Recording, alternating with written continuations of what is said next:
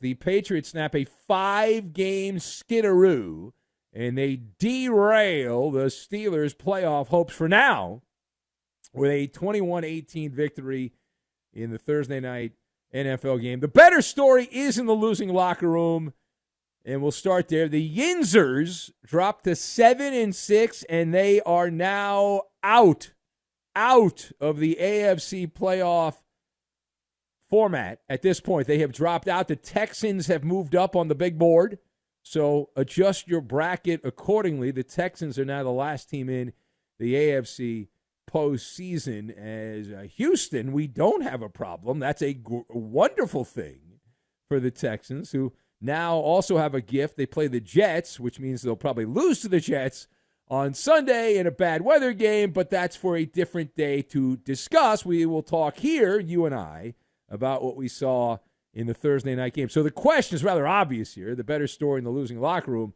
Does this latest loss put Mike Tomlin on the Steelers' hot seat?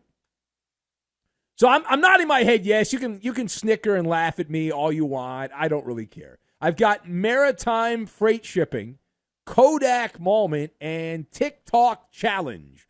And we will tie all of these things together, and we are going to make a want-to-get-away kind of a vacation, because that was a want-to-get-away type performance in the first half in particular, and the Steelers could not recover from that. So before I get into the meat of the MALLER monologue, listen, I have heard all the propaganda. I've been doing this a long time. It's not my first circus. I understand the talking points memo. Pittsburgh doesn't operate that way. They're not like the other teams in the NFL. That's just not how they do business. They haven't fired a coach since 1968. They're not going to start today. Blah, blah, blah, blah, blah, blah, blah. Wonderful, wonderful. Well, all streaks come to an end. I was told when I was a kid, I was told the Boston Red Sox were never going to win the World Series because of the curse of the Bambino. And then they went out there and had a dynasty in the early 2000s. I was also told the Chicago Cubs could never win the World Series because of the curse of the Billy Goat. And they could not get it done. And then they went out, they won a World Series. I was told the Dodgers would never win a World Series again. The curse of Kirk Gibson's home run in the 88 World Series. The Dodgers went out. They won the hardest World Series of all time in a global pandemic. So all streaks coming to an end. Now, do we love Mike Tomlin's gift for gab? Absolutely. Like, Tomlin has been wonderful for blowhards and gas bags. And I get it. There's a lot of media toadies that are running interference for Tomlin, the usual hardos like Rich Eisen and guys like that. Tomlin's beyond reproach. He's the Teflon Don. But truth be told, while we enjoy Tomlin and his loquacious ability with a microphone, regardless of that, it is not a popularity contest if you are not endangered after, in a 5-game span, losing to who Pittsburgh has lost to. Then what are you, a college tenured professor? You'll never be in jeopardy. Tomlin is at the steering wheel right now of a maritime freight shipping vessel. It is the rudderless ship of chaos in Pittsburgh. It is wicked bad. How horrible. The Steelers just became the first team in the modern era to be above 500 in week 13 or later, and then go out and ride the vomit comet in back-to-back games to teams with 2 or fewer wins. It had never happened. Of course, how many times has that scenario played out? But both these games, in what is supposed to be a house of horrors. Pittsburgh, right? The old Heinz Field. They changed the name of it. We still call it Heinz Field. This is indefensible, inexcusable. The Cardinals and Patriots are 2-0 against Mike Tomlin's team over the past 5 days, and 4-20 against the field in the NFL. But no, he's not in the hot seat. I mean, we were kidding around about this. We didn't think they would actually lose the game, the Steelers. We talked about this in an earlier episode of the show this week. You got to fire Tomlin if you lose back-to-back to the Cardinals and the Patriots. And Tomlin will get another job in 5 seconds, but you got to make that move. But we'll see what happens in the coming days here in Pittsburgh, putting the terrible in the terrible towels. Now, moving on, as we bounce around this developing story, how are things going? Let's do a wellness check. How are things going for former Steelers offensive coordinator Matt Canada? Well, the needle is pointing up. The needle is absolutely pointing up. And somewhere in a condo, in the upper floors of a condo, in a luxury high-rise, Matt Canada had a Cheshire Cat smile from ear to ear as Matt Canada, who was a human sacrifice. Yinzer fans rejoiced. They enjoyed Schadenfreude, convinced that the devil was gone. The devil was gone. Matt Canada decommissioned by Mike Tomlin, and that's all it took. And up, and away for the Pittsburgh Steelers offense. So, okay, 3 games now without Matt Canada running the offense. How are things looking? Okay, you know what this is? A Kodak moment. A Kodak moment. That's an outdated reference, but there's a little snapshot, little screen grab.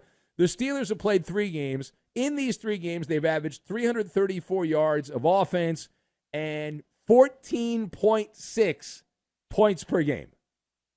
Woohoo! Man, offensive explosion, firecrackers, boom, bang. Oh, pyrotechnics.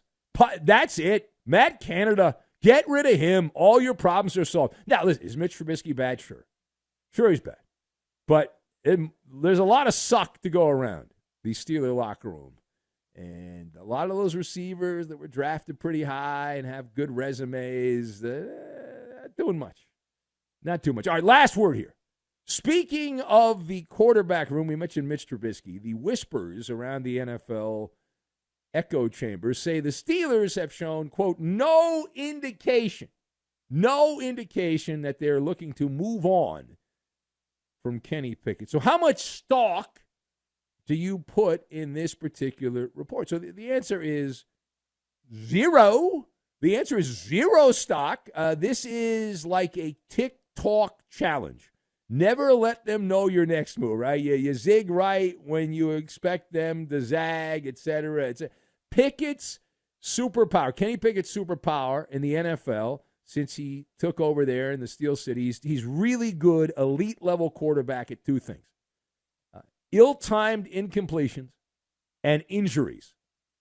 Those 2 things, especially injuries. He has not shown that he is anywhere close to the pillar of a franchise. He's not a foundational piece. Maybe if everything goes right, he can become a game manager. But Pittsburgh, while they do have multi-dimensional problems, the idea that the Steelers have shown no indication that they're looking to move on from Kenny Pickett, that's just a load of nonsense, because we do know there were people chattering recently that if Kenny Pickett had not gotten hurt, that they were considering benching him anyway, that he was that bad that they were thinking, well, maybe we should put somebody else in there. I mean, what are we doing here? And you're trying to find Brock Purdy, system quarterback extraordinaire, right? That's what you're trying to find, right? You're trying to find, or Jake Browning, who went out and lit up the Jacksonville football team back on Monday night, and you're like, well, maybe we'll find that guy. Well, they haven't found that guy yet in Pittsburgh, but Kenny Pickett sure ain't it. And Mitch Trubisky, living up to his scouting report on the Pro Football Reference page there, for sure. For sure. It is the Ben Maller Show, as we are just getting the party started here. And if you would like to be part, speakeasy rules are in effect, because if I give out the number, a bunch of the idiots complain, why are you giving out the number? I don't like when you give out the number. I don't want people calling that are new people. I want the people that can, call up whenever they want, because they have the inside number. Blah blah blah blah blah blah blah blah blah blah blah blah blah blah blah blah blah blah blah blah. Yeah, that's what I get. That is what I get. Well, actually, let's give you a little Tomlin here. We have some time, so let's give you a little Tomlin. Here is Mike Tomlin. You can hear the question and the answer. The very well-spoken, debonair Mike Tomlin asked about the current state of the Pittsburgh Steelers after these losses. And, well, you'll hear the question and the answer. Here is Mike Tomlin. Let's go to the audio tape. Where do you guys go from here? What is the direction? We get ready for our next opportunity next week. It's what we always do. Obviously, this stings, but we'll be back. Oh, that was a version of On to Cincinnati. We're on to Cincinnati is what we're doing. Okay. I got you. We'll see about that. It is the Ben Maller. We're on to Cincinnati. That's right. Well, see, the Steelers, they upset their fan base because, Tomlin wants the Steeler fan to be fat and happy. And now they're just We want them to be fat and sassy and spoiled. Sassy. Not happy. Sassy. Well, they're definitely sassy. They're very sassy. And they're sassy to Tomlin at this point.